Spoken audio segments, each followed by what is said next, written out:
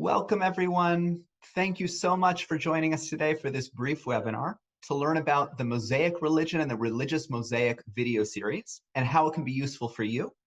This series is the culmination of our Phase 1 Pathways for Tomorrow initiative grant from Lilly Endowment to help prepare and support pastoral leaders for Christian churches. And this also marks the launch of the new Interfaith Center for Seminarians that we're opening for building relationships and understanding between Christian and Jewish seminary students to help better prepare them for their future religious work. The idea of this specific project is to provide Christian seminaries, their faculty, and especially their students with accessible resources for increasing their knowledge of Judaism of the past and of the present, so that Christian clergy can be better prepared to understand and to interact with the Jewish community. This project was spearheaded by Rabbi Mark Diamond, Senior Lecturer in Jewish Studies at Loyola Marymount University, from whom you'll be hearing momentarily about the process that we went through to understand what would best benefit the Christian seminary world. We're also greatly indebted to Reverend Dr. Daniel Ailshire, former Executive Director of ATS, who went through the scripts for all of the videos to ensure that they present what Christian leaders should know in a way that is most conducive. And we'll be hearing from him a little bit later about why this series is so valuable for the Christian seminary world. I want to thank all the Christian seminaries who responded to our initial surveys and the seminary leaders who took the time to speak with us directly about what they would find most valuable. In addition to the work of our academic dean, Dr. Ora Horn-Prauser, who's also joined us for our webinar today, this project would not have been possible without several of our former and current faculty members, Dr. Tova Markinson, Rabbi Cantor Sam Levine, and Rabbi David Marcus, who interviewed Christian seminary leaders, along with 4 of our alumni who drafted many of our video scripts, Rabbi Bruce Alpert, Rabbi Doug Alpert, Rabbi Dr. Joe David, and Rabbi Dorit Edut. The videos are narrated by several of our alumni and current students, Rabbi Cantor Howard Glantz, Cantor Meredith Greenberg, Rabbi Cantor Sam Levine, Molly May, and Turina Stark, and the videos were directed and produced by Beth Stiles. Many people contributed to creating these professional quality videos to provide accurate, accessible, and brief introductions to key topics about Judaism, from how Jews read the Hebrew Bible through Jewish views of sin and guilt. The videos are freely available on our website at the link that's in the chat. They're freely available for all to use. We'd love for you to share these videos widely with anyone who you think might benefit from them. To give you a sense of what to expect for the next few minutes, in a moment, Rabbi Mark Diamond will speak about the process of gathering feedback to make these videos. Then we'll share one of our videos with you so you get a sense of the series, after which Reverend Dr. Daniel Ailshire will reflect on the value of these videos for the Christian community. We'll then open it up for any questions that you might have for us before we close with a word of thanks from our dean, Dr. Ora Horn-Prauser. So without further ado, I'll turn it over to Mark Diamond.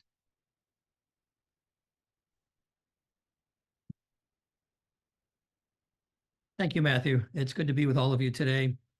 I had the pleasure and privilege of serving as the project coordinator for Mosaic Religion and the Religious Mosaic.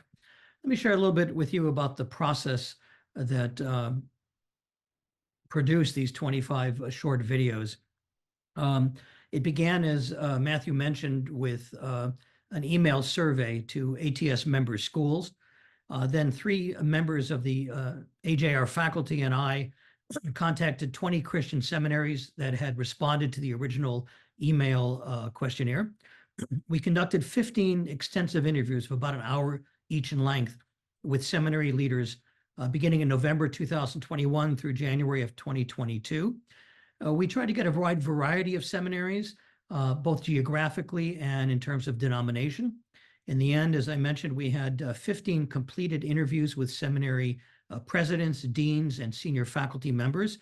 The range of seminaries included Roman Catholic, Methodist, Presbyterian, Unitarian Universalist, multi-denominational evangelical, Eastern Orthodox, and Mennonite. And in terms of the geographic distribution, the seminaries were located throughout the country, the Midwest, the South, the Northeast, and the West. We asked in those interviews a number of questions of the seminary leadership, uh, beginning with the question of how would you characterize your students' level of knowledge of the Hebrew Bible, ancient Judaism, modern Judaism, and other facets of Jewish life? What is your school currently doing, if anything, to teach about Judaism and modern Jewish communities? Do you, for example, have visits to local synagogues for your seminarians? Do you have lecturers in Jewish studies? Some have faculty members who are specialists in Jewish studies. Many do not. Would your school, we asked, would your school be interested in partnering with the Academy for Jewish Religion in this project and in helping to develop this and to use it for your faculty and your students, your seminarians? Which formats would you find most useful and practical in order to teach students about these topics? And how might you then utilize AJR materials in the students' educations? We found the following. First, in terms of assessing a student's knowledge, we found that in the response to in the interviews with seminary heads, that they agreed in general that most of their students, not all, but most of their students, have a strong knowledge of Hebrew Bible and are certainly required to take courses in Hebrew Bible. Their knowledge of the Bible in general is fairly strong. Their knowledge of ancient Judaism is minimal, and their knowledge of modern Judaism and Jewish communities varies from minimal to, as some described it, zero. Okay. The schools expressed great interest in understanding more and teaching more about the contemporary Jewish community, understanding Jewish pastoral needs, Jewish approaches to the Hebrew Bible and the New Testament, developing greater sensitivity to the use of language when their students, when their seminarians and their faculty work with Jewish leaders and Jewish community members. As one example, when a chaplain, a Protestant or Catholic chaplain, is serving in a hospital, a medical center, what should they know about interacting with Jewish staff members and with Jewish patients at that healthcare facility? And then we asked them what formats would be most usable. And they seem to like the idea of webinars and printable resources, digital resources, very, very important. And several of them commented as follows: what would work best are short videos. Give us short videos that we can plug into our courses, okay? Into our required courses. Faculty wanted videos of 8 to 15 minutes or less that they could utilize in their courses. They wanted plug-in materials, both printed materials and especially videos they could use to teach these subjects. What came out of this, and we're very pleased with this, is 25 short videos in the series called Mosaic Religion and the Religious Mosaic. Matthew identified a few of them. They include Jewish Identity 101 and 201, Shabbat, the Jewish Sabbath, the Jewish calendar and holidays. Two videos. There are a lot of holidays packed into every given year. Virtual tour of a synagogue. Many people have never been to a synagogue before. We want to show them what it would be like to be in a synagogue. God language, the centrality of Torah, lots of videos, several videos on the Hebrew Bible. Biblical Israelites and modern Jews, that there are no more biblical Jews running around. We are the heirs of the rabbinic Jewish tradition. Written Torah, modern Torah. What is a mitzvah? Jewish dress, not only how Jews dress in general, but what are Jewish apparel that you would use in prayer? Vocabularies of Jewish and Christian religious life. You well know that we use terms very differently in our respective faith traditions. Jewish views of sin and guilt. We'll see a bit of that video later on in this webinar. Jewish views of death and the afterlife. Some tough subjects there. Anti-Semitism 101 and 201. With the spike in anti-Semitism in the world today, this is all the more important than ever. Supersessionism, not an easy topic, but how do you teach? What are some Jewish views of supersessionism? How do we teach that today? The chosen people, another difficult concept. And then two others that were equally difficult. Can Jews be Christians? Not an easy topic, but an important one. And lastly, very timely, are Jews white? Okay, a very tough topic, but one that we felt was important to include in the series.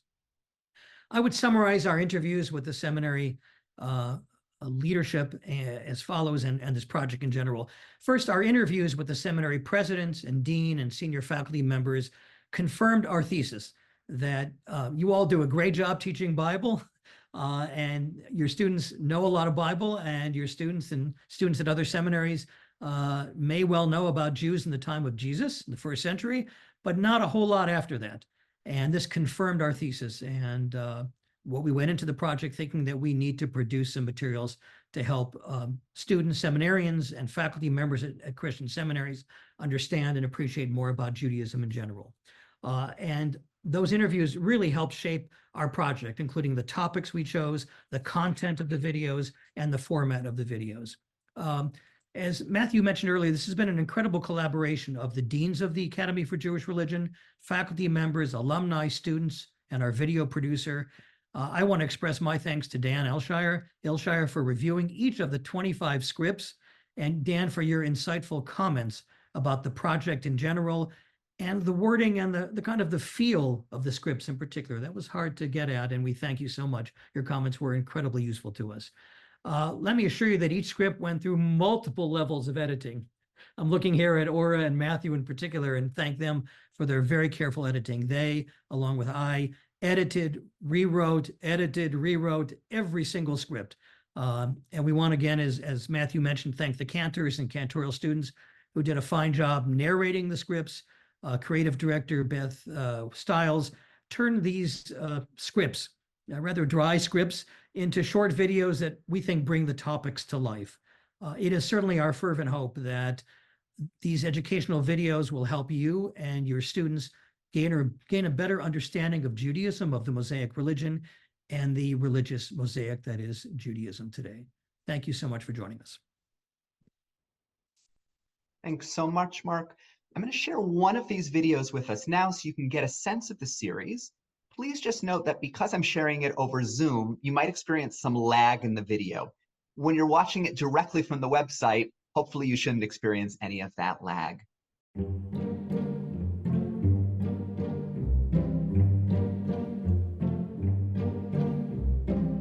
While Jewish people often joke about their proclivity, if not predisposition, toward guilt for all manner of occurrence, sociologists have confirmed that there is nothing particularly Jewish about subsuming guilt. Yet, as Judaism is a behavior-based theology, our actions when we do wrong lead us toward assuming responsibility for those actions. In contrast to Christianity, Judaism holds that we are neither born with sin, nor do we place responsibility for our sin within the realm of divine forces. To be clear, there is no concept of original sin in Jewish theology. As with Adam and Eve, God creates us as innocent human beings. In exercising our God-given free will, we choose to make the wrong choices when we do wrong in the world. As Jews, we do not expect a deity to carry responsibility for our bad choices, nor do we attribute the temptation to do wrong to some evil character. The notion of a devil, an adversary to God who tempts us to sin, does not fit into the central Jewish tenet of personal responsibility for our actions. The oft-repeated cycle beginning with the Torah, our sacred text, is one of wrongdoing, punishment or consequences for that wrong behavior, atoning for the behavior, and forgiveness. As to what constitutes sin within Judaism, it is important to note that sin is generally related to actions rather than thoughts and beliefs. The foundational source for sin in the Jewish tradition is the written Torah, the 5 books of Moses. As traditionally understood, the Torah contains 613 commandments, both negative commandments or commandments describing prohibitive acts, and positive commandments requiring action on our part. In addition to the commandments, subsequent halakha, Jewish law, goes further in providing the parameters of what constitutes good behavior versus what is considered wrongdoing. Another way Judaism categorizes the commandments and halakha is by differentiating between actions considered to be between humans and God on the one hand, and interpersonal behavior amongst human beings on the other. This distinction is important in that we can be forgiven by God for our misdeeds towards God through the liturgy, which replaced the sacrificial cult of sin and guilt offerings. However, for sins committed against another human being, we must apologize and make it right with that person. Otherwise, we receive no forgiveness from God. Historically, the idea of personal responsibility is deeply embedded as an explanation for any disaster that befell the Jewish people. One prime example is the destruction of the first temple in 586 BCE by the Babylonians. There is ample historical evidence that attributes the destruction of the first temple and subsequent exile of the Jewish people to Babylonian imperialism. Jerusalem was just one of the many city-states that were attacked and conquered by the Babylonians. Yet the Hebrew Bible, known to Christians as the Old Testament, lays the blame firmly on the callous behavior and sinful ways of the people.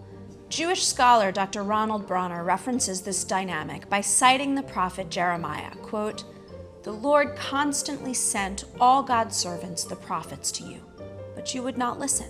Because you would not listen to my words, I am going to send all the peoples of the north, declares the Lord, and for my servant, King Nebuchadnezzar of Babylon, and bring them against this land and its inhabitants, and against all those nations round about. This whole land shall be a desolate ruin." End quote.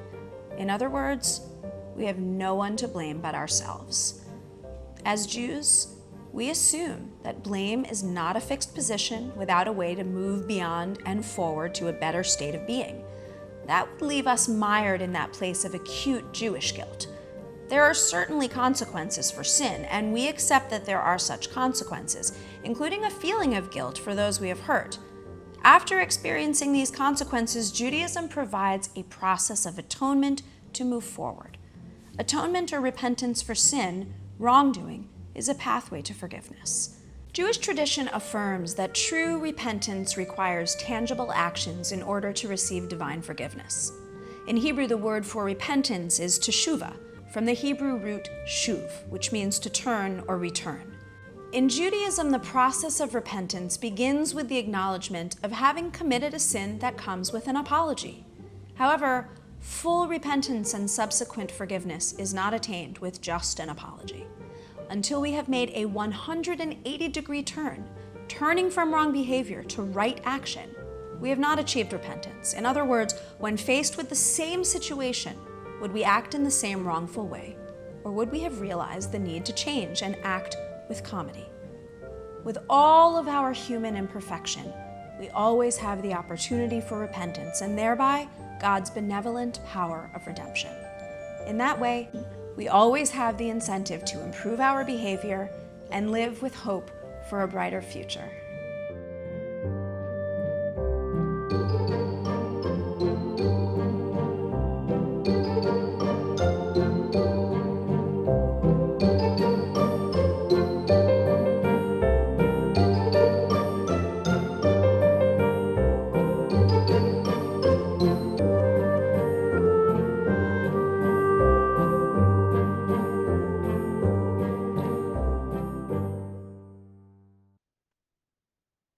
That gives you a sense of some of the videos. And with that, I'd like to turn it over to Dan to share a little bit about what he sees as the value of this series for the Christian seminary world. Thanks, Matthew. I want to begin by just a word of gratitude to the Academy for Jewish Religion. ATS changed its bylaws in the 1970s to make it possible for Jewish institutions to become members of ATS. It had a few schools that looked closely at it, but it wasn't until the Academy of Jewish Religion in a few years ago that the ATS was able to claim its first Jewish member. So the Academy represents something that ATS had in mind decades and decades ago, and we're grateful for the presence of the school and the contribution it can make in our conversation as Christian and Jewish theological schools.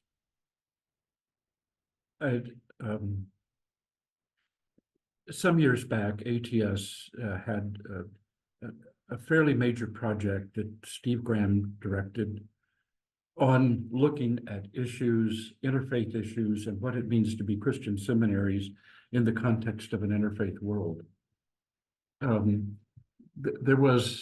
We discovered that pretty soon that it was one of those places where we had to track the conversation by ecclesial families. Catholics talked about this interfaith issues differently than evangelical Protestants, who talked about the issues differently than mainline Protestants. Our conversation was, as Christians, thinking about what it is to embrace a broader religious presence. What the Academy has given us in these videos is the ability of a community, a Jewish community, to explain itself to Christians, which is a wonderful gift. Judaism accepts converts, but as I understand it, it's not especially an evangelizing faith tradition. And so it doesn't make the public statement of itself broadly available the way Christians do on YouTube and every television program they can afford to buy time on. And so this is a gift that comes to Christians, a kind of inside look at the practices of Judaism.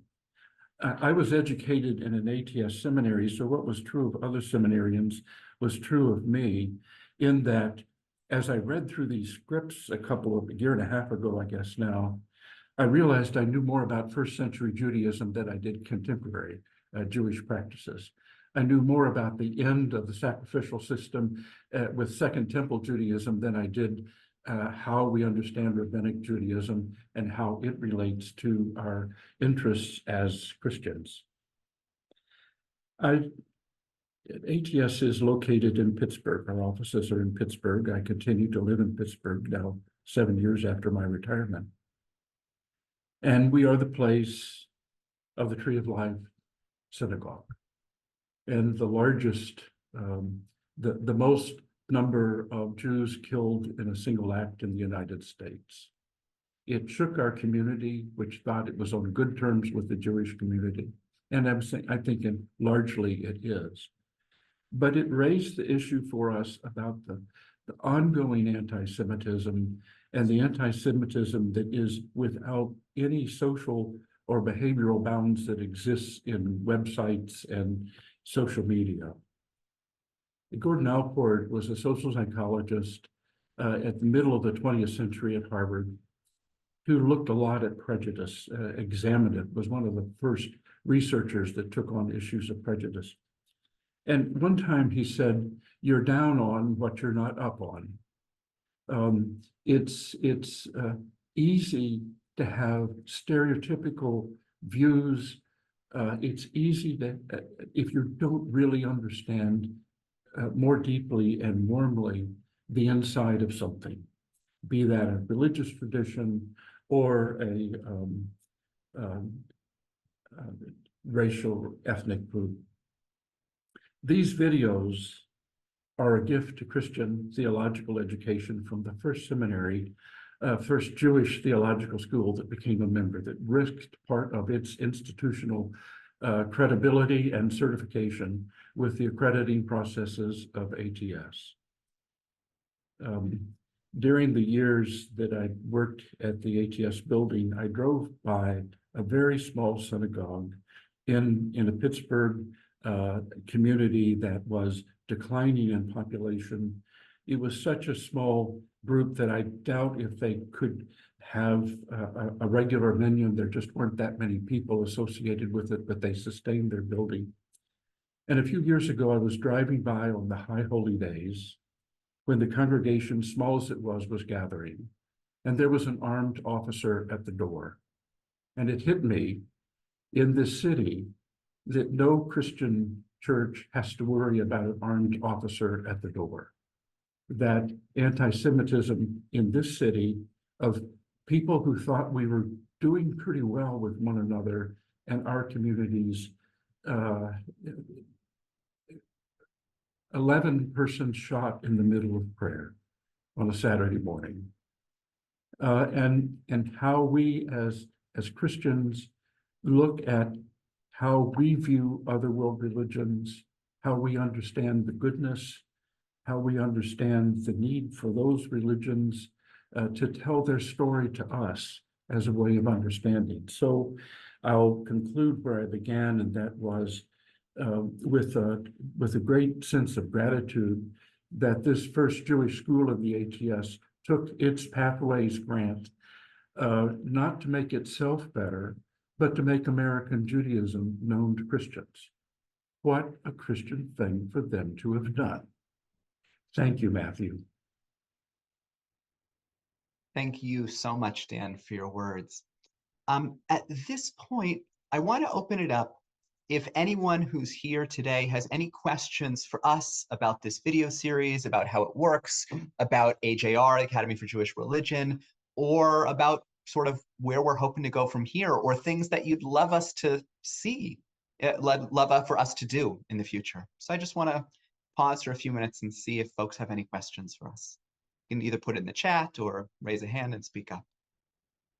So if folks don't have questions at the moment, you can always reach out to us. You can find our contact information on our website. We're always happy to answer any questions about the specific video series, about some of the plans we have for the future. If you're interested in being involved in connecting some of your Christian seminary students with our Jewish seminary students, please let us know. That's the direction we're moving in. We want to forge those relationships when folks are still in seminary as students. So as they're forming as future clergy, they're really developing that within a more intercultural, interfaith setting.